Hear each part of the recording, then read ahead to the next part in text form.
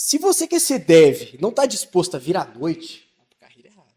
Minha esposa odeia, ela não está ouvindo aqui ainda bem, mas ela odeia que eu falo assim, vai dormir comigo? Eu falo, ih, tem um bug rodando em produção ali, cliente não está feliz.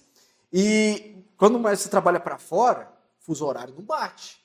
Então, eu trabalho também numa empresa brasileira que eles usam, a plataforma é usada massivamente durante o dia. Mas depois das 8, tá em paz. Então é um momento que eu preciso às vezes fazer, que é um produto muito específico, derrubar a produção, fazer coisas assim muito agressivas, é um momento perfeito, que dali 11, meia-noite, eu posso derrubar tudo, parar tudo, subir uma atualização gigantesca, testar o impacto em produção, simulando um usuário, agora com 10, agora com 1.000, simultâneo, que é a média que a gente tem processando os dados. Então, não é aquela profissão que você tem ali, hora para entrar e hora para sair. Tem dia na minha carreira, na minha vida, que é extremamente flexível. Eu, em 2 horas, resolvo tudo que eu tinha que resolver, vejo que não tem nada assim urgente, e falo, ó, vou resolver os problemas da minha vida. Médico, se você está grávida, vamos no médico, vou na academia, vou treinar meu jiu-jitsu pra caramba, e no outro dia, vou agarrar ali 12, 13 horas direto, dou uma pausa ali, hiperfoco, esqueço até de respirar, só não esqueço de respirar, o resto a gente esquece. Mas essa é a vida. Mas essas recompensas são excelentes. Então, para a gente começar, pode passar aí. Quem sou eu? Quem está falando? Eu virei dev, que eles chamam, como é que é? O termo dev blogueirinho. Falei, pô, depois de tanto tempo, eu decidi, pô, vou montar um Instagram para mostrar como é que é a vida, dar algumas dicas, alguns conselhos.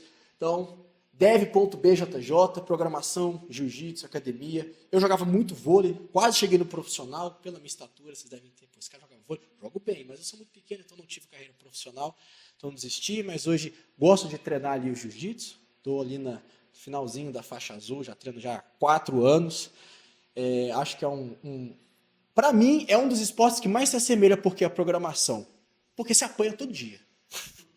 Quem sabe que é jiu-jitsu sabe que você vai apanhar todo dia. E o dia bom é aquele dia que você foi só com faixa preta. E na programação é isso. Não é vitória todo dia. O Léo empreendedor, então, vocês viram ali, todo mundo quer ter a vida do Léo e ter a vida do Everaldo, que veio com os pratos. Mas aqueles degraus que eles tiveram que subir, ninguém quer ter. E acho que o jiu-jitsu, uma arte marcial, toda arte marcial, o pessoal fala que não é essa história, chegou na preta e para de apanhar. Na preta você apanha nas outras pessoas mais ainda. Aí que você começa a apanhar. E a resiliência que você adquire, pô, apanhei muito, amanhã eu vou voltar lá, vou apanhar mais, mas você vai evoluindo. Na programação é a mesma coisa. É uma evolução constante, ela é diária, mas o legal é que às vezes a gente para assim, olha para trás, caraca, eu evolui muito. E a gente toma um susto. Eu comecei aqui, ó, essa entrevista foi nesse lugar aqui, lá no Cajuru. Eu tinha o quê? Uma cadeira gamer, um notebook Nitro 5 e um sonho.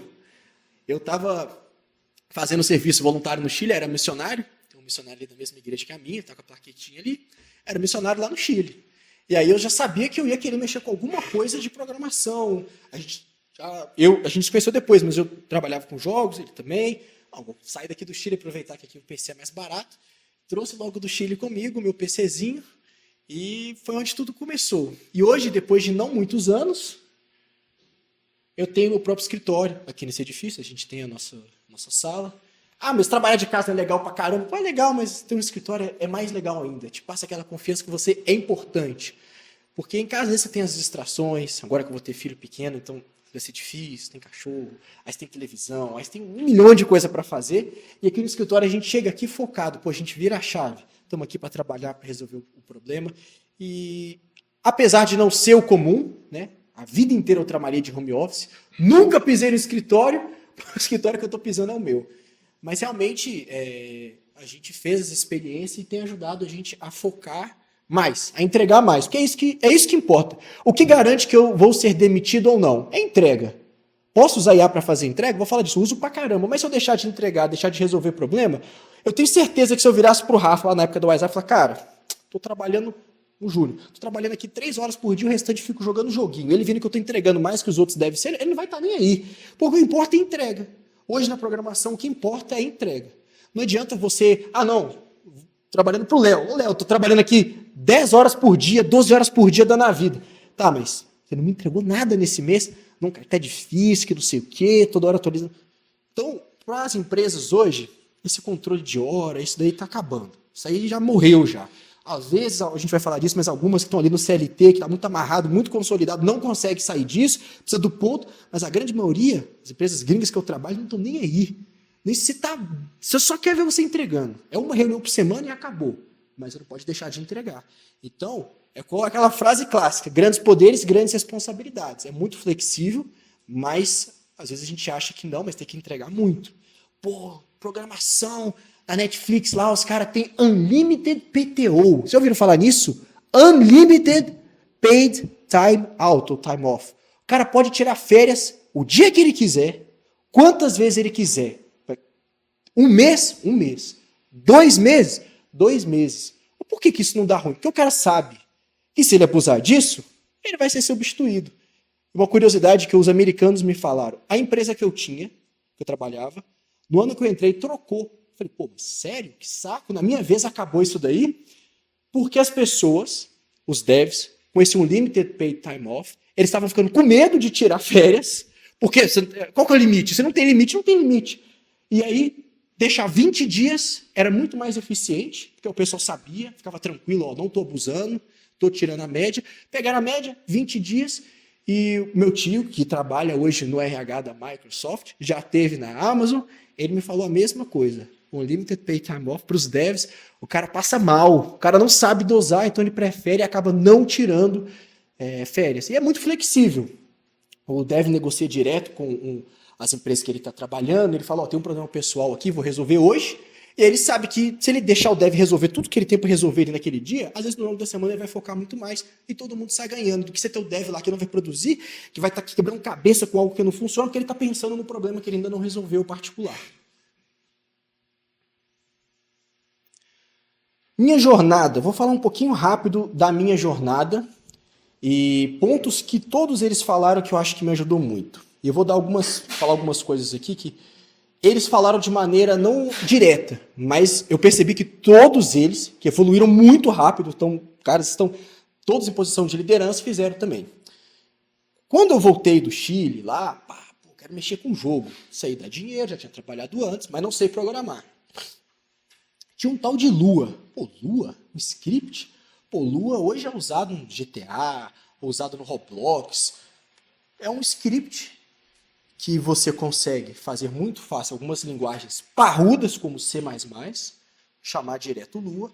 Aí você tem aquele dev lá, a empresa que vai fazer o seu código, o seu jogo extremamente performático, com as melhores bibliotecas do mercado, e permitir que um dev de fundo de quintal, tipo eu, assim, ou qualquer um de vocês, consiga fazer o seu minigame dentro deles. A Steam, os jogos que a gente tem lá, os custom mod lá, é tudo em Lua. Então você não precisa programar lá com engine gráfica, você faz o seu scriptzinho básico, Roblox a mesma coisa, e aquilo ali roda. Comecei a estudar isso daí, achei da hora, comecei a fazer meus minigames ali, cara, fiquei doido, cara, eu sou um deus, eu consigo criar as coisas, olha aqui, e eu fui vendo que não tinha limite. Aí, beleza, vou montar meu joguinho, meu servidor lá. Como é que eu recebo a grana? Tem que receber a grana. Como? Vamos receber, então, via banco. Primeira semana lá, depósito com envelope, meu pai lá na conta do meu pai, na época que eu não tinha, envelope lá vazio lá. Cara, isso é muito chato, né? Tem uma maneira de automatizar isso daí. Descobri que tinha um cara lá que ele fez um site que tinha um tal de API. O que é API? O Rafa até mostrou lá a API. Aí eu estudei um pouco lá e vi que tinha como. Se eu recebesse esse dinheiro pelo PagSeguro, que era o mais fácil na época, o PagSeguro me avisava que o dinheiro caiu, quem pagou e o valor, e eu podia liberar já o crédito dentro do jogo. Falei, cara, é isso que eu preciso. Ninguém merece ficar com... O cara fica com raiva, porque ele pagou, ele quer na hora. Se demora muito, ele vai ficar com raiva, vai parar de jogar. E você ficar parando o que você está fazendo para confirmar pagamento, nossa, chato demais. Então, comecei a mexer com APIs, pagamento. Quando saiu o Pix, não tinha documentação nenhuma de Node, tinha a galera do PHP fazendo, consegui implementar a API em Pix para poder receber. Acho que o primeiro banco que liberou a API foi a gente está nele até hoje, o Gerencianet, foi um dos primeiros aí, fiz a API em Pix e Node no Gerencianet. Hoje tem um SDK, você chama lá, só ser feliz. Mas ver a galera do PHP fazendo, passei para Node e consegui receber Pix no meu servidor. Receber Pix, todo mundo recebe na conta, mas o que eu estou falando é você receber isso automático e o seu servidor identificar quem fez o pagamento e entregar a recompensa para ele. Comecei a mexer com isso, achei legal. conheci o Anderson no meio do caminho, mas falei, cara, esses freela que eu faço é muito misterioso. Um mês tem dinheiro, outro não tem. Preciso conhecer a minha esposa, na época, pô, ela de Curitiba, eu de BH, pô, quero evoluir, né? Mas ela já falou que não vai casar comigo se eu não tiver uma renda, né? Tem que ter alguma coisa. Então, eis que surge a WhatsApp, a primeira oportunidade como um dev júnior. Não tinha muita experiência com Node ainda, acho que o meu primeiro grande projeto lá, assim, que deu trabalho pra caramba fazer, era um bot Discord, na época. Então fiz um bot Discord lá, aprendi pra caramba trabalhar com SDK. Veio aquele desafio encurtador, fiz lá o desafio, tinha 2 dias para fazer. Foi difícil pra caramba fazer a parte do Docker, de container. Então, se vocês agarrarem nessa parte, fica tranquilo que é difícil pra caramba você entender isso. Hoje em dia é fácil, ChatGPT faz isso, não é uma maravilha, mas na época eu sei que foram 2 dias praticamente sem dormir. Ô Anderson, bora, energético aí, isso aqui tem que sair, cara. Tem 2 dias para entregar isso aqui, vambora. Lembro que entregava até sexta. Aí consegui minha primeira vaga e assim, o que eu consegui em 1 ano na WhatsApp como programador, que entrou como trainee júnior, já saí dali para o mercado internacional. Cara, eu era muito chato. Se eu não tinha coisa para fazer, eu arrumava com o Anderson. A gente toda hora fazia um freela, algum projeto, mexia com jogos. E quando você começa a mexer com jogos, é muito parecido com o que o Everaldo falou. Você tem que ser um dev full stack. Por quê? Beleza, vou montar o meu jogo, meu servidor próprio. Tá, o cara vai baixar o jogo aonde? Então você tem que montar um site. Beleza. Aí tem cadastro, pagamento, montei tudo isso. O cara vai baixar o jogo. Mas se você quiser lançar um update, uma atualização, você precisa ter um launcher, aquele programinha que abre, baixa os updates. Pô, vamos usar o que para isso? A grande maioria usava C++, não sei o quê. A gente usava o Node para isso. Qual foi o primeiro que a gente usou? A gente usando Electron mesmo, pegando ali o Electron, pô, o Discord usa.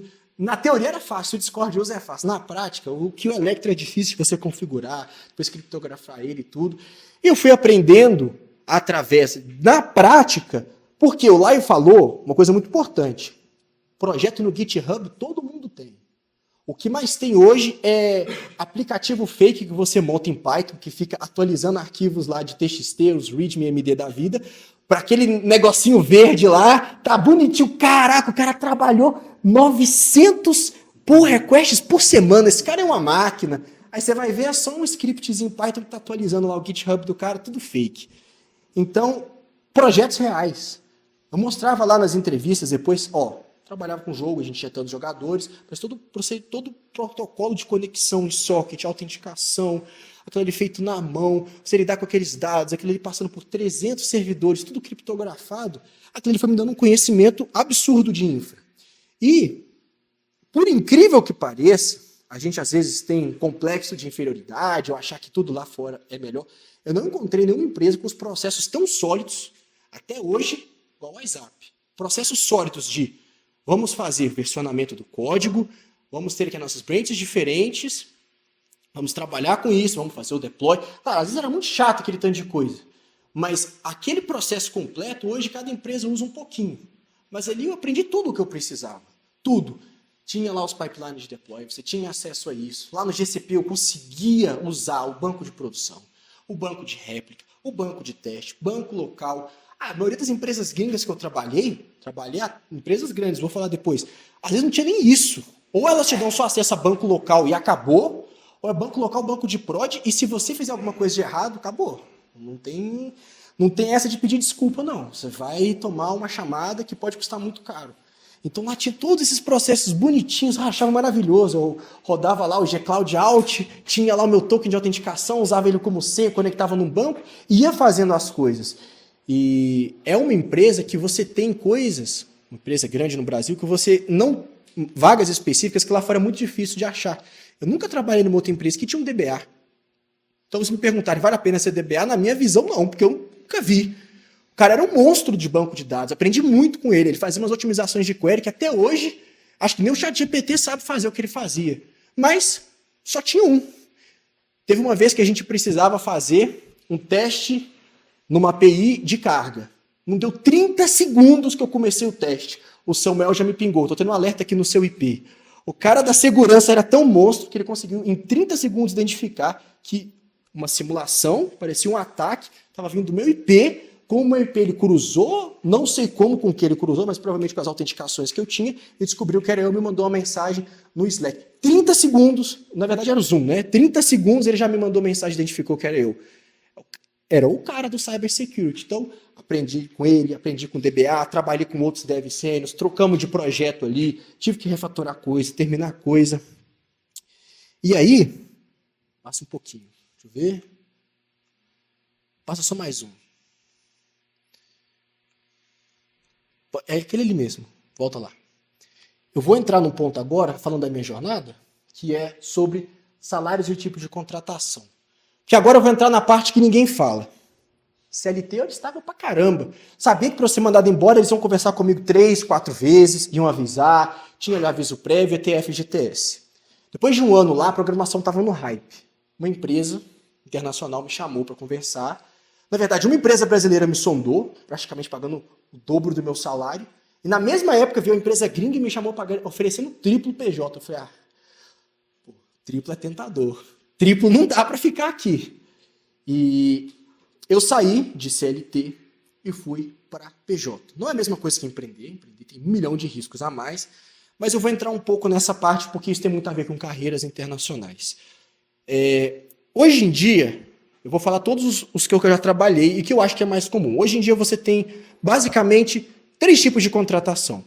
O quarto seria você não ter contrato, ser só de boca. Isso é muito arriscado, isso daí para ser dev a longo prazo não existe, a não ser que você faça ali um freelo ou outro, ou tenha algum software que você tem ali, entregue, enfim.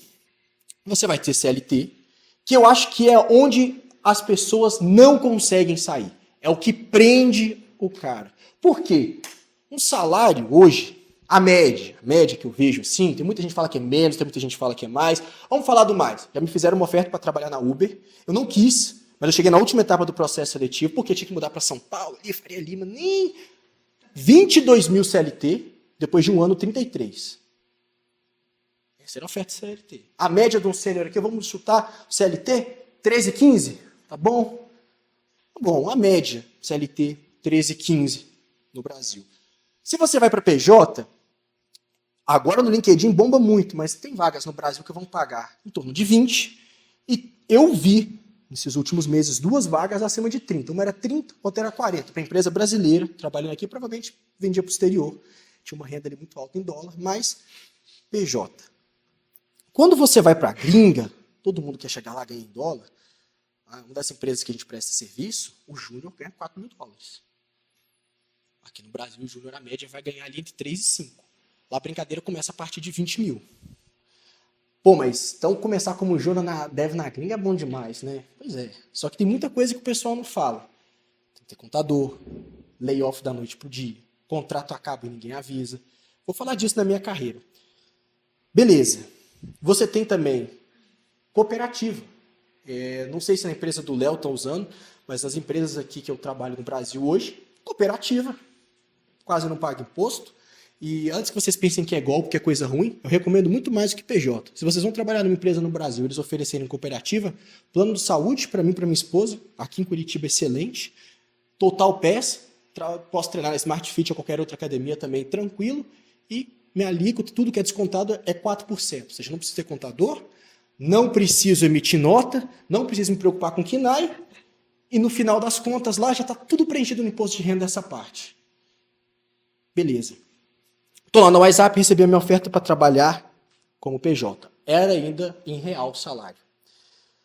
Valeu a pena ou não valeu a pena? Vou falar números aqui, não vou falar o nome da empresa e tal, mas um dos clientes que eu trabalhava, eles achavam que eu recebia um dev sênior full stack. E eu posso dizer que eu já estava quase no nível sênior, depois de uns 9 meses já ali e tal, minha experiência anterior e tudo, no back-end, a nível dos gringos, talvez no Brasil eu fosse quase um sênior, mas lá fora eles têm, além do sênior, tem o sênior 2, tem o staff engineer. Então, beleza, sênior até vai. Mas eles achavam que receber um dev full stack. E aí, o salário que eles estavam pagando para essa empresa era 65 mil reais. E eu estava recebendo, sei lá, 11 no bruto. 12, eu acho que um pouco mais.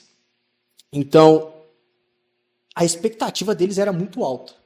Eu dei o máximo que eu podia. A gente virava o final de semana inteiro trabalhando para fazer as coisas front-end, porque eu nunca tinha visto React na minha vida. Tive que aprender. conseguia entregar alguma coisa. Naquela época, sem ACA, se aprender uma coisa já em andamento, era muito corrido, muito difícil. É igual o Lai falou, sangrar no teclado. E eram features extremamente complicadas, muito complicadas. Tinha o Figma, tinha que fazer exatamente o que eles queriam, arrastar daqui para cá. E fui mandado embora da noite para o dia. Não tinha uma reserva, eles não fizeram nenhum acerto, eu tinha uma reserva. E com essa reserva, eu consegui ficar e sobreviver ali. Eu conseguiria ficar 2 meses com a minha reserva na época, mas eu consegui uma vaga antes. Então, beleza, comecei, estou em real, estou ganhando bem, estou na CLT. Quando que eu devo ir para fora? Quanto antes você for, mais rápido você decola. Eu acho que muita gente também veio aqui, muita gente quer saber sobre carreira internacional, que eu vou focar muito. Quanto antes você chegar lá, mais rápido você decola. Só que é muito risco. Se você gosta de dormir feliz, tranquilo, não é para você. Pô, mas salário é muito alto. Sim, sendo sincero, salário é. Mas aqui no Brasil dá para chegar e dá para você fazer concurso público. Pô, vai trabalhar com código legado? Vai. Mas você vai dormir feliz, vai dormir tranquilo, que você sabe que para você ser demitido é quase impossível. Você tem que ser muito, muito ruim ou ter criado um problema gigantesco aí. Talvez vender umas credenciais de acesso? Talvez, né? Não sei. Talvez. Enfim.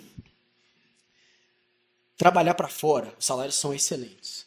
Mas agora eu vou falar algo que talvez vocês nunca ouviram falar, alguém que trabalha para fora, mandar real. Tem 2 maneiras de você trabalhar para fora. Terceirizado ou direto para a empresa. 95%, para não falar 99%, 95% das oportunidades é terceirizado. É muito difícil trabalhar direto para uma empresa, mas é quase impossível. A grande maioria é startup, eles preferem contratar quem eles conhecem, através de indicação. Então, para você chegar lá, é só com indicação. Pô, é difícil demais chegar lá. Eu não estou falando que para trabalhar lá fora, você precisa ser um cara extremamente qualificado. O Everaldo falou sobre inglês, vou falar um pouco sobre inglês. Todo mundo fala que você não precisa ter um inglês perfeito, fluente, você precisa saber se comunicar. Isso é verdade. Só que qual que é a mentira que eles não contam, os vendedores de curso? Quando você vai expressar suas ideias, quando você vai na entrevista descrever a arquitetura, porque nas entrevistas para a gringa você tem a parte do código, tem a parte lá do RH e vai ter a parte com DevOps de arquitetura. Todas as entrevistas que eu fiz tinha a parte da arquitetura. E ali ele vai mandar você desenhar uma coisa, vai fazer perguntas extremamente técnicas. Se você não tem inglês suficiente para desenvolver o raciocínio, para falar da tecnologia que você está usando, para poder concatenar ideias, olha, eu indiquei muitas pessoas para trabalhar lá fora. Pessoas que eu acho que são mais qualificadas do que eu, não passaram por causa do inglês. Elas literalmente falaram, chegou na parte do DevOps, não consegui concatenar as ideias, não consegui me expressar do jeito que eu queria, e aí não passei. Então, preciso ter um inglês para falar todas as coisas ali? Ah, não precisa. Os americanos começam a falar ali as gírias internas deles, contar piada, eu rio junto. Estamos rindo, não entendo nada que está acontecendo. Mas quando vai falar da parte da arquitetura do código, eu posso dizer para vocês, não fico com dúvida, eu entendo 100% o que está acontecendo. Então, vou fazer um curso de inglês para programação, vou aprender ali, verbo to be, aeroporto, essas coisas. Não, tem que ser algo muito específico. Mas, eu acho que a minha evolução para o mercado internacional foi muito rápido. Quando eu cheguei nessa empresa, que eu fui terceirizado, trabalhando para fora, muitos já devem ter ouvido falar na época do MSN, o ESC.com, aquele search engine antigo pra caramba ali que concorria ali com Google, Bing. Trabalhei para eles. Eu era o único dev back-end e eu tinha que fazer do zero um projeto da API deles, subir aquilo ali para produção. Eu nem sabia o que era, como montar um pipeline de deploy do zero lá no GitLab. Tive que aprender. Os caras falaram que tá aqui, se vira aqui a documentação, usa esse scaffold que eles chamam, né? Que é como se fosse a tradução, seria um andaime, mas acho que seria uma base para você usar. Usa essa base aqui e se vira. Foram as 2 semanas mais angustiantes da minha vida. Eu não sabia por que não funcionava. E um pipeline de deploy, ele é maravilhoso. Ele roda 10, 15, 20, 40, 1 hora, aí ele falha. Aí ele te mostra o erro. Aí você tem que arrumar, que às vezes é uma linha, tenta de novo. Depois que você perdeu 4 horas testando 2 linhas, dá certo, aí dá erro em outro lugar. Então é extremamente estressante. É você ter paciência, mas não é sempre assim, tem os picos. Aprendi isso, tive essa experiência, consegui trabalhar para essa empresa, o projeto foi descontinuado. Acho que o investidor tirou a grana, flopou, e eu fui alocado para esse outro projeto que eu falei, que eles estavam com a expectativa lá em cima, e eu tive que aprender React. Poxa, eu tinha que aprender React para eles, cara, da noite pro dia. Vamos abrir outro jogo? Então, bora, vamos abrir outro jogo. Já que a gente tem que aprender React, vamos aprender fazendo alguma coisa que a gente gosta. Aí a gente abriu um outro servidor. E a gente teve a ideia mais brilhante de todas, ou a pior, porque ninguém teve. Cara, tá bombando o Play to Earn. Só que é tudo golpe, é tudo scan esse script aí. Bora fazer um jogo raiz, Play to Earn no Pix, que um cara compra, o outro vende. O cara que é rico vai chegar de noite, vai comprar o recurso daquele cara que ficou jogando o dia inteiro. Bora fazer. Trabalhar com dinheiro é complicado. Se tiver falha, você vai perder dinheiro. Nosso jogo, chamado Redmu, era um servidor de online, a gente criou um mercado que um jogador podia vender qualquer coisa para outro, até experiência. A gente tinha alguns limites e tal, mas como que as pessoas ganhavam dinheiro jogando? A gente tinha pessoas que eram advogados, assim, bem de vida, que os caras gastaram valor de carro no nosso jogo. Essa é a realidade. Quem quer ganhar muito dinheiro também pode mexer com jogos aí que, se vocês verem os números, fatura mais do que Hollywood, a indústria de jogos aí. GTA 6 está vindo aí, o custo dele é mais que o Burj Khalifa. Um jogo custou mais caro do que um dos prédios mais altos do mundo. Enfim, começamos a fazer o jogo, nosso faturamento bruto em um ano foi 1.200.000, não é que a gente pôs isso no bolso, isso daí era o que movimentava. O jogador pegava uma arma muito rara lá, uma espada lá, que quase não existia, e isso daí ele colocava para vender lá por 800, R$1.000, a gente já teve venda de conjunto completo por 8.000, e o outro cara lá que chegava e falava, não tenho tempo para farmar isso daí, vou comprar. E todo esse processo é muito difícil de fazer, mas você não tem noção da dor de cabeça. Valeu a pena financeiramente para mim?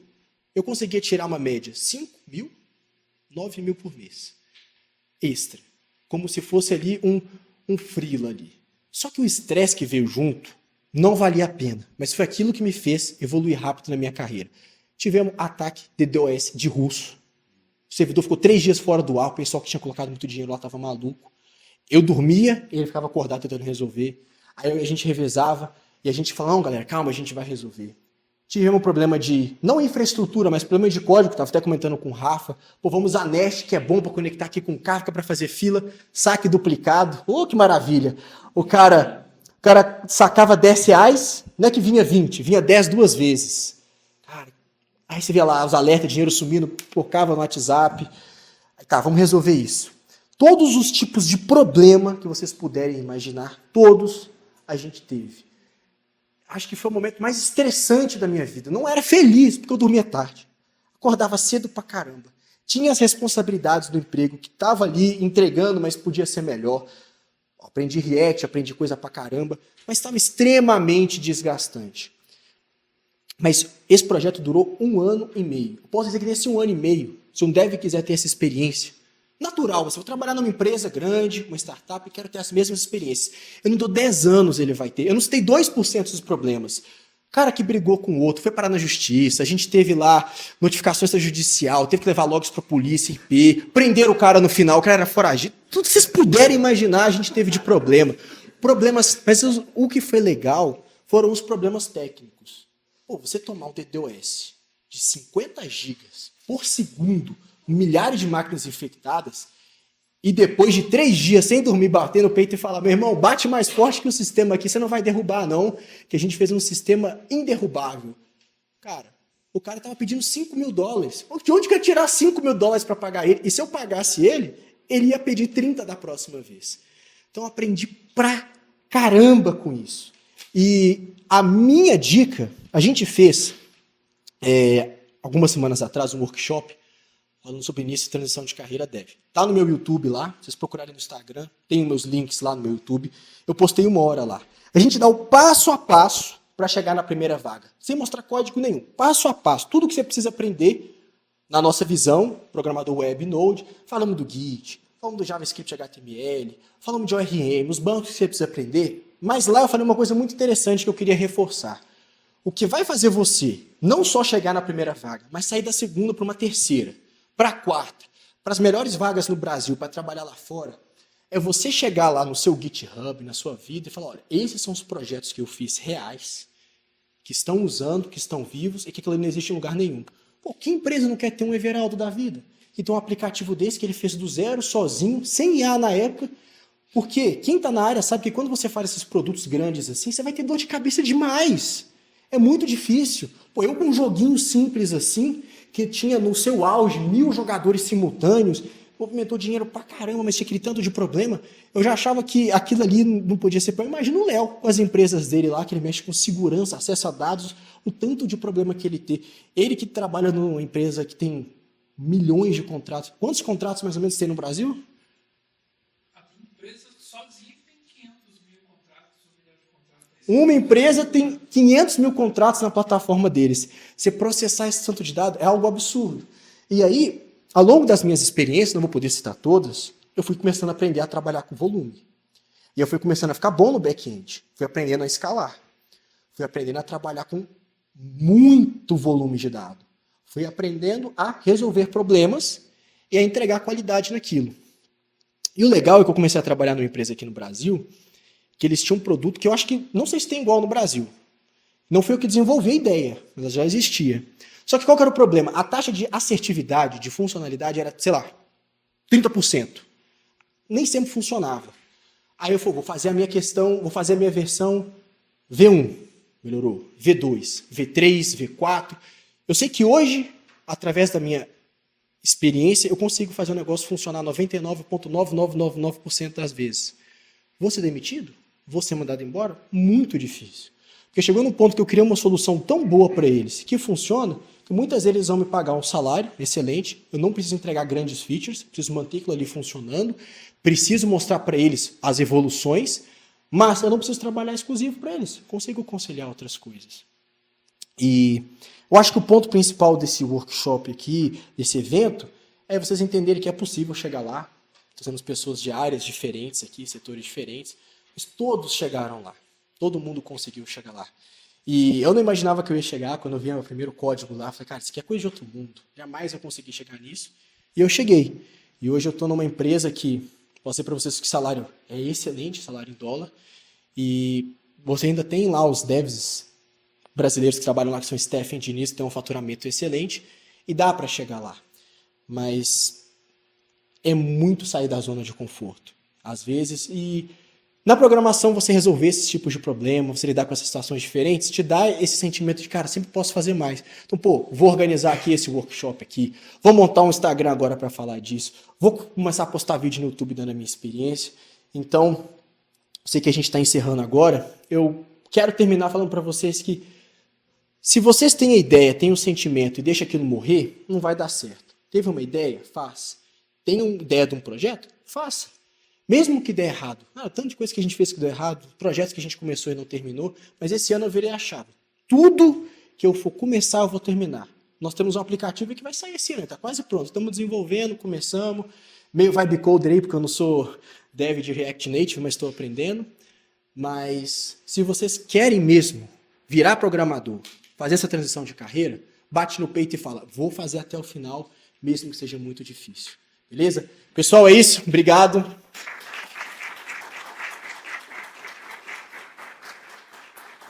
Quero agradecer a todos vocês, os palestrantes aqui, foi excelente, acho que você que eu aprendi muito.